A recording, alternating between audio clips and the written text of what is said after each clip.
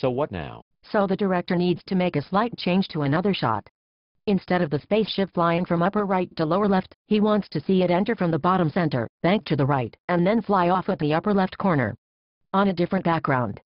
And with a different spaceship. That's a completely new shot. The studio considers these to be minor revisions. So how can having to redo every element in the shot be considered a minor revision? Because the shot name is the same. Besides, we want to keep the exact same lens flare. But in a different color. And shape.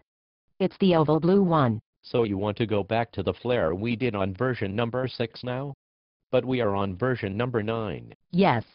And since we are going back to something you have already done, we do not have to pay you for it again. But you made us go through 3 more complete revisions with new tracking, roto and animation. And it made us realize that we want what was done back in version number 6, so it was worth the effort. Not for my crew, it wasn't. Anyway, that covers the lens flare.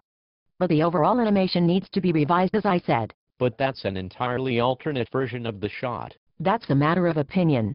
Anyway, we are only using one version of the shot in the movie, so we only have to pay you for one version. But you made us do 9 versions, so you almost have full coverage for the entire scene. It is not our fault that your visual effects team could not get it right the first time. We did get it right, every time. You just changed your minds over and over again. We gave you exactly what you asked for on every version. This is not about what we asked for. This is about what we want. When we awarded you this show, you told us you could give us what we wanted for a fixed bid. Yes, but you keep changing your minds about what you want.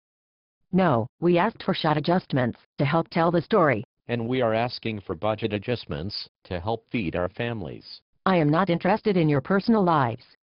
We are trying to be professional here. Well, try harder. Because I think you are just asking for these major revisions as alternate takes, so you can give the director several versions of the shot to choose from, without paying for them. That is a great idea.